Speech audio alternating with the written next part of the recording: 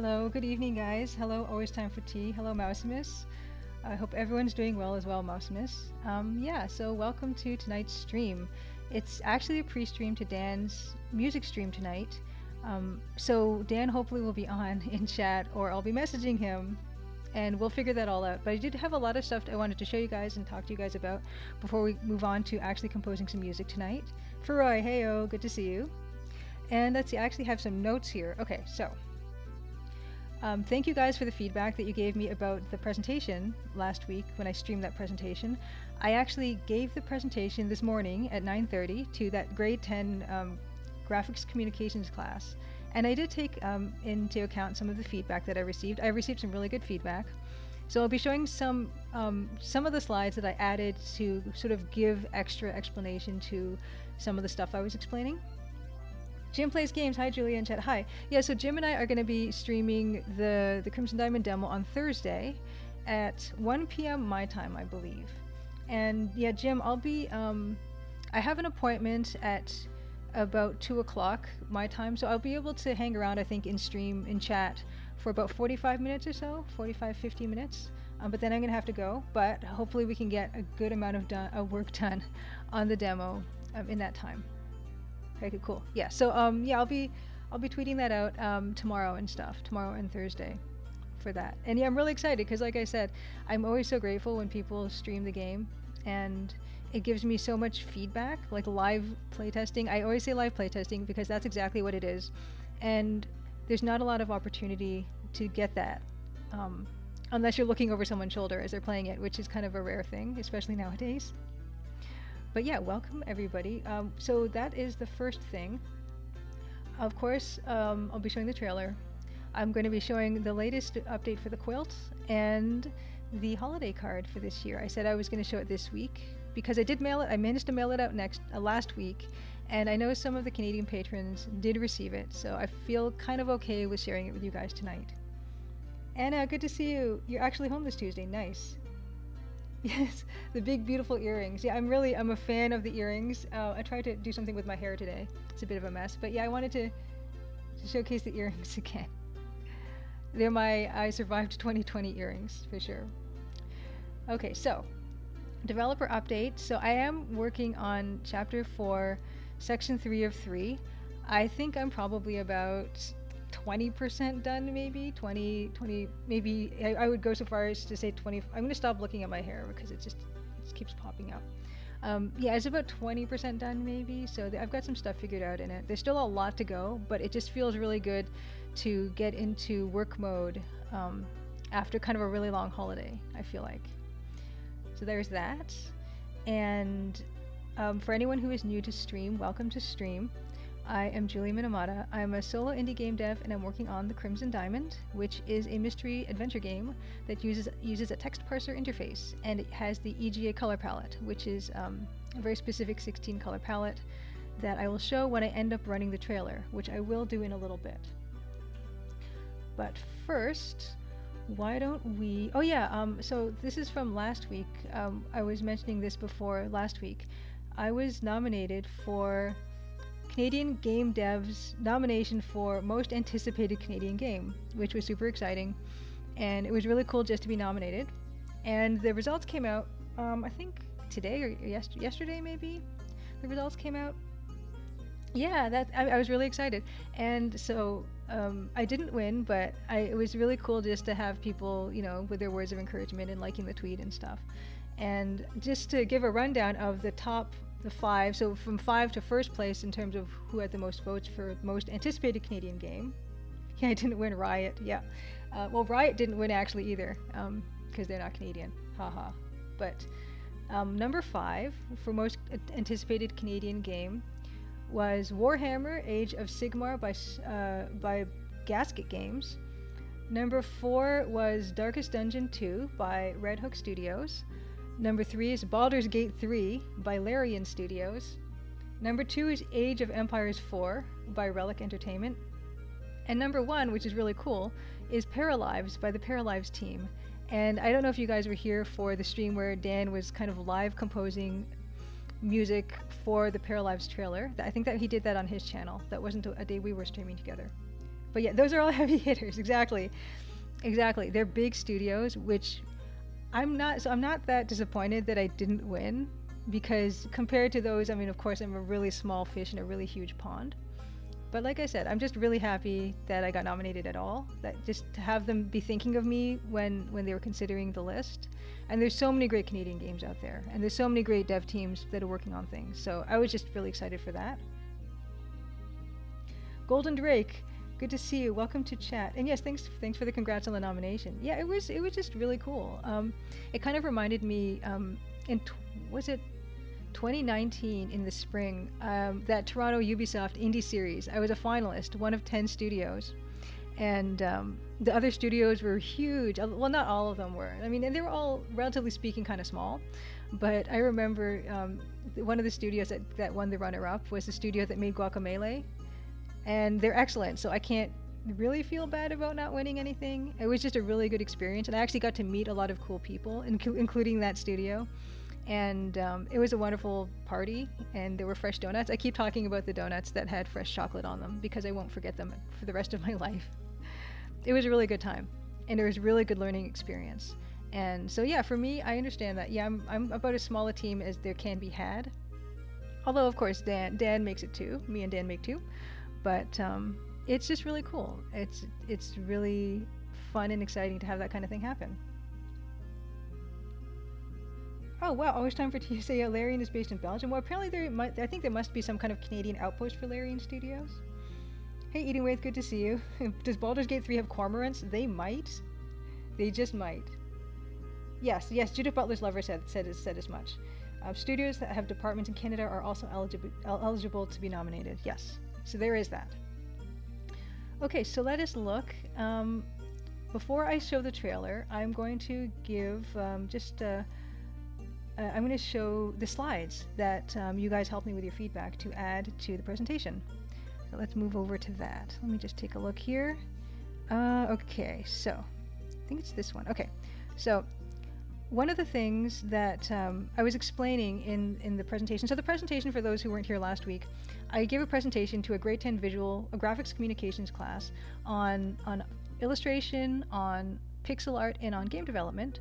And one of the things I talked about was screen resolutions and how adventure games, particularly, old school type of adventure games, were made to much smaller resolutions than what is considered a standard resolution for a television or a screen.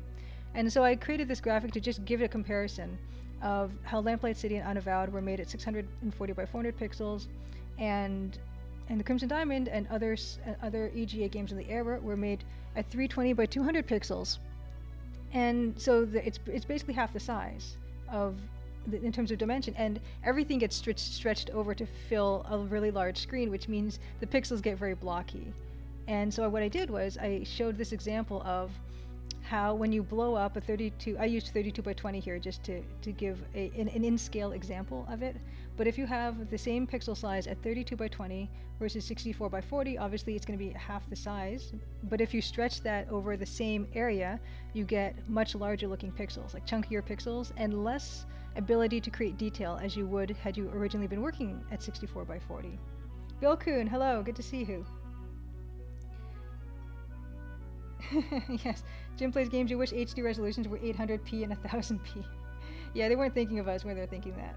Yeah, it's the under pixels that matter. Yeah, so I just wanted to give an example of how working at a lower resolution does make the pixels chunkier when it does get blown up, but that's not necessarily a bad thing. It's actually really good if you want to show the effects of dithering in the graphics.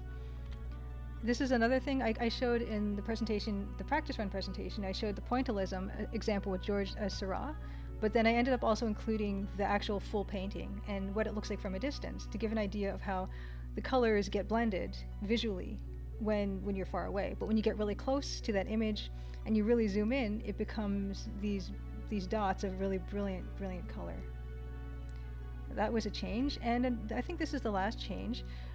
Just because it's a visual communications class, a graphics communications class, I wanted to show some examples throughout art history that aren't necessarily pixel art, because apparently pixel art is defined by Wikipedia as art that is generated electronically. So these obviously would not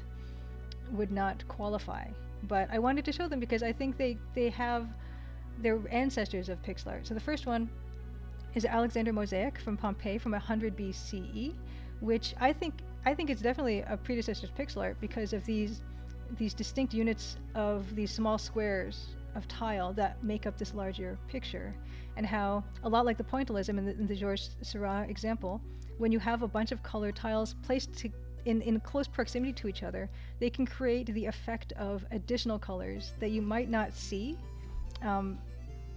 You know, if you were really close up, it might just look like a bunch of different colors that aren't related to each other. But once you take a step back, they blend magically into tone. Oh, nice. Yeah. Oh, Anna, your dad has a rug similar to this. So this, yeah, the middle graphic that Anna's talking about is the over Hogdal tapestries from Sweden from 800 to 1100 AD. And I give this as an example because it's not discrete units of pixels like this mosaic might be, but it does have a very angular look, a very geometric look. And that's kind of because it's based on a grid, because the tapestry is woven onto a fabric background, and fabric is woven in a grid form. So that kind of creates this impression that these are more geometric and angular rather than curved. In the far right, we have Mccall's cross-stitching pattern, which looks very much like pixel art. This is from the 1970s. And I wanted to show this as an example of, well, this is based on a grid, and it has these distinct units. Each cross-stitch is one square, basically. And you get this effect of these different colors when you put colors in close proximity to each other. Yes, Jim Plays Games says, cross-stitching has a lot in common because the use of pixels is very deliberate and discrete. Yeah. Like the sideways V shapes in the wing. Exactly. Yeah, you can definitely, it's visible, and you can see that effect. Anna, you started doing a pixel art, cross-stitching in 2000? Yeah, so I think that was all the additions. I removed a few slides as well because I needed to keep it to about 45 minutes. But yeah, so this was something I just wanted to modify because I wanted to further explain the advantages of working at a low resolution and what that can do for pixel art and for the dithering that I love so much. So there is that. I'm going to take this opportunity now to just quickly run the trailer. I know some people really like it. It's a minute, it'll be over in a jiffy. But yeah, so this is the current project I'm working on, the Crimson Diamond. There is, it's a text parser EGA mystery adventure game set in Canada. And hopefully it's going to launch end of this year. End of 2021, fingers crossed. We'll see. I'm going to run that now, and then we'll go on to showing the holiday card and some quilt progress. Crimson, Ontario was once a prosperous, lively mining town. But that was a long time ago. Now it's quiet, nearly deserted, and some folks aim to keep it that way. Nancy Maple is an aspiring mineralogist, assigned to follow the trail of a dazzling diamond. An intriguing cast of characters has converged under one roof, each meaning to get their own way. Or else. Will Nancy untangle the mysteries and machinations before it's too late? Will the sleepy town of Crimson shine once more? Find out in The Crimson Diamond, an upcoming adventure game by Julia Minamata. The Crimson Diamond demo is available on Steam and itch.io for Windows PC and Mac OS. Okay, oh my gosh, the hair, I'm telling you, the hair keeps popping up. This is ridiculous right now. I'm trying to just hide this part and it just keeps popping up. It's really making me annoyed. I'm gonna try to tuck this in. Why, you guys? This piece right here, you see what is bothering me? I'm going to try to tuck it in between one of these braids and see what happens. Okay. Okay. Thanks, Golden Drake. I'm glad you're looking forward to the game's release. Tan Merrick, good to see you. Welcome to chat. And hello, Grisek PT. Good to see you. And also nominated for Canada's most anticipated upcoming game. Yes. Okay, so let us move on. I wanted to wow, is Dan around? Paging Dan Polakar. Because I told him I had a bunch of stuff to show, and it ends up I ran through it really quickly because I guess I was excited. But I do have a couple other things to show. Yes, Grisek PT mosaics are great. Yeah, I do really love them. Okay, so last couple things before I have to start filling time before Dan gets here, I'm gonna message Dan and just tell him heads up. I said half an hour, but clearly I'm I'm not sure about my time. Okay, nearly done. Okay. Okay, so another thing is I'm not just working on the Crimson Diamond. I've worked on a couple other game projects doing some pixel art for them. And one of them is getting a game announcement later this week, which is super, super, super exciting.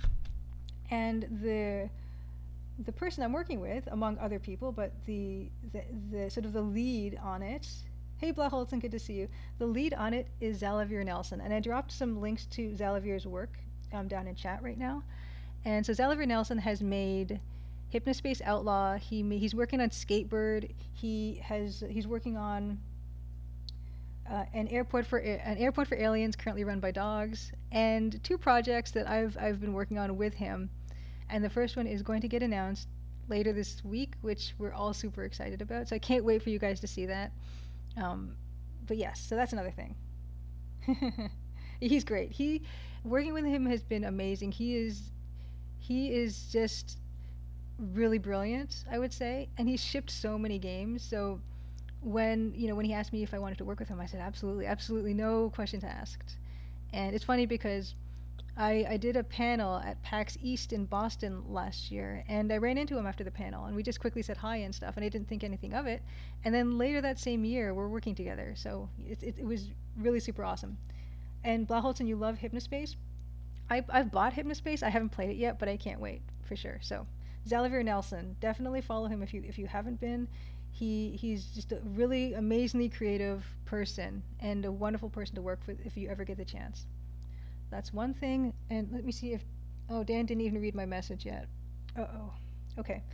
I have a couple more things to show. The first is if you guys have been following me on Twitter, there is a quilt that my mom has been working on that is the Nancy Maple sprite, and so I'm going to quickly show that. So let's turn off this slideshow thing. There is Nancy. She's nearly finished. Yeah, Jim Plays Games. So Jay Tholen and Xalavier Nelson worked on it together. Yeah. So I don't know exactly what their roles were, but yeah, Jay Tholen for sure also was. And Jay Tholen also made Dropsy, which is a really cool adventure game. So definitely you can check that out too. Yes, hooray for Pixel Quilts, Golden Drake. Yeah, so she's there. I have to design a border for her as well. And yeah, she's not quite centered yet, but we're definitely getting there. Yes. Yeah, I haven't played Dropsy. I think I own it, and it's super cool. Yes, you also enjoyed Dropsy, Always Time for Tea? The quilt looks great. Yeah, thank you. Yeah, so thank my mom. My mom has been she's really had a bee in her bonnet about it. So I'm really super lucky that she's been putting it together. And I'm going to show now. Dan, paging Dan Polakar. Nice, Blaholtzen. Yeah, it was a huge help, Dropsy. Yeah, playing games can really be therapeutic, I have to say. The pixels have texture. Yeah, I love the fact that these fabrics that my mom picked they have patterns on them. They have texture, and it makes it so homey. So it's been really cool to watch Nancy come together like this. And the last thing I have to show before I start desperately filling time, before Dan shows up, is the holiday card for this year. Well, last year, the holiday 2020 card, which I sent out in January. And every Patreon patron that received one in the mail got a big Canadian "I'm sorry" message for the lateness, particularly this year. So I'm going to share that with you guys now. And I'll show you the card, but I want to show the digital version because the digital version is really truly representative of what the art is supposed to look like, because the EGA color palette is a little hard to reproduce in print. Here we go. This is this year's last year's 2020 holiday card, and it's based on an Alphonse Mucha poster. And I wish I could remember what the poster was called. But it is this beautiful, very similar. I basically stole the pose from an Alphonse Mucha poster, but I made it Nancy, and I made sort of a stained glass effect in the background, and the circle design in the back. If you've played the demo and you found the powder compact, that is kind of what that represents. I'm glad you guys like it. Yeah, so this was it, and I didn't do an animated version this time around. I just didn't have the time, but here we go. That's what that is, and I'm going to quickly show the physical version of it. So here is the card. Oop, oop.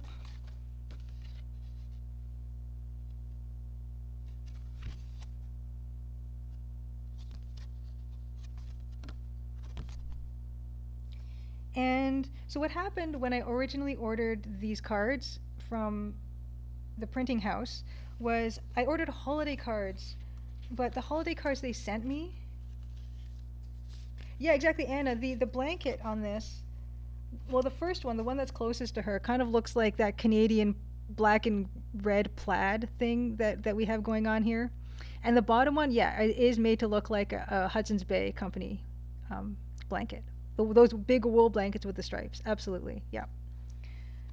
So yeah, when I sent the job to the printing house, they were having a 20% off offer on holiday cards. So what I thought I was going to get was I thought I was going to get holiday cards, which are cards that open and close. But what I actually ended up getting were these, which is just, it's a postcard. So I said that patrons were getting a greeting card. And not only that, which I wasn't really paying attention at the time, but it's actually much smaller than what I wanted. Last year's holiday card was this exact format. But instead, I got these postcards in the mail. This is December 23rd. I got these. And also they came with these stickers. The idea being, you put this postcard in this envelope and you seal it with one of these stickers. So I was not happy because I wanted greeting cards. Dan the Band, okay, good. Thank you, Dan. Okay, Dan is here. Dan the Band Music is here. We're gonna go over to Dan's channel really quick. Dan, perfect timing. Sorting out last technical issue, great. Okay, just let me know when you're ready, and we'll switch over to you. But yeah, so what I did was for the patrons, because they're so patient. This was for the $5 tier patrons. Because they were so patient, I included the mistake postcard and the sticker. I didn't stick the sticker to the envelope to seal it. I gave them the sticker because I figured they'd maybe want to stick it in something else. And so yeah, I kind of included all that. I don't think I included the envelope, although I don't remember. And that's what they ended up getting. And I know some people have already received theirs, and hopefully for the international patrons they will get theirs soon if they haven't already. So that's that. And once Dan tells me he's finished with his technical issue, we will raid Dan. And I'll give a quick background of what we're going to be composing tonight. Dan had a kind of a Debussy style theme that he'd been composing. Just making sure we have audio. Yeah, audio is kind of Debussy. Yeah, Dan. Having working audio for the music stream is kind of important. Debussy.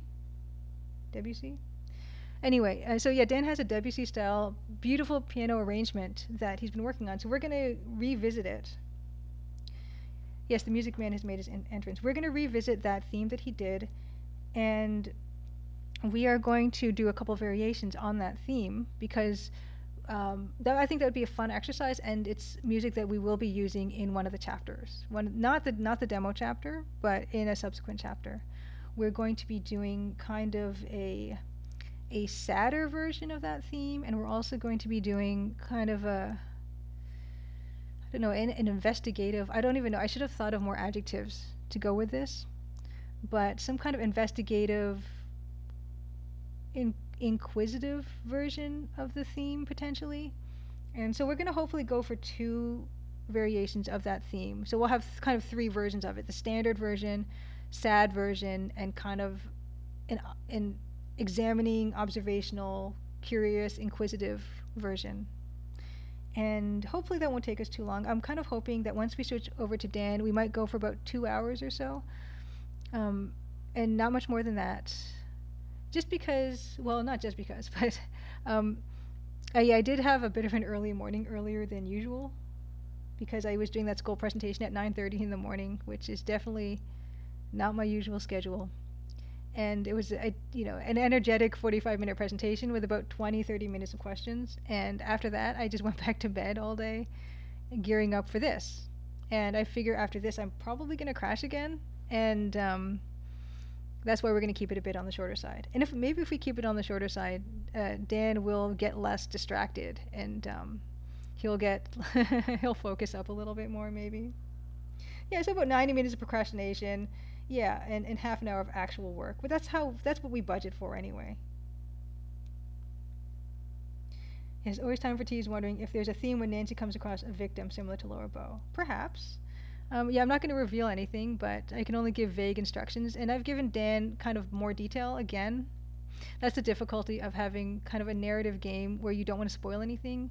I can't give you guys too many details because that would spoil a bit of the story. But we can vaguely talk around certain points, and if you guys have any opinions or insight as to what we're doing with the little amount of information you do get, then that would be super welcome. Okay, you sorted. I thought you only had one technical issue, Dan. You have a second technical issue? Okay, well, anyway, next week. This week was a music week. Next week should be an art week. I'm hoping to do an art week and maybe finish up that Royal Canadian Museum that we worked on for an entire year. I mean, it's pretty much done. Maybe I can just put some finishing touches on it.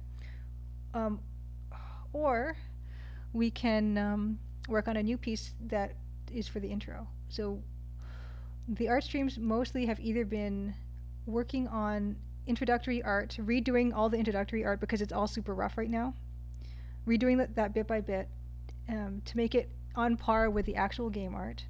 Or we've been doing EGA demakes that we never seem to finish. Well, I've never seemed to finish. Working on the Hades EGA demake, working on the Cyberpunk 2077 remake, demake. But we'll see. I'm not entirely sure what I've got planned, but we will try to do something. Oh, Japanese snack update. Today you had those crackers called edamame senbei, and they were amazing. Deluxe Tux? I don't know about edamame senbei. That's kind of nice. Have I ever had that? I don't think I've had that. As a quick recap, before Dan is ready to go, I do want to mention again, thank you again for anyone who voted for me for that nomination for Canadian Game Dev's Most Anticipated Canadian Game of the Year. If you did that, that's awesome, thank you. And there will be a game announcement later this week for a game that I've been working on, which should be pretty cool. It'll have a trailer and everything. And another thing would be what? Yes, I've been working on Chapter 4. It's going pretty well, and hopefully I can wrap up Chapter 4. I don't even know when. Hopefully in time to get this all done like I said I would.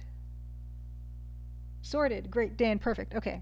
Perfect timing, Dan. So I'm going to set this channel up to raid you, and we're going to get started on some music composition. First, and we're going to review the Debussy piece that we already have, and then we'll get to work on some variations. So let's set this up to raid. Raid. Dan the Band Music. And Dan, I get a feeling that you changed the name of your channel. Is that true, or am I just hallucinating? And the Band Music. You did change the name. Okay, cool. Okay. So when I did do the tweet at some point, then I did the right one then, because I changed it to this one. Okay, so raiding Dan the Band Music. Everyone get in the school bus, and I'll see you guys there. Looks like everyone's on board, so we're gonna raid over to Dan, and I'll figure out. I gotta get on Discord. Oops, forgot to get on Discord. Raiding. See you guys there.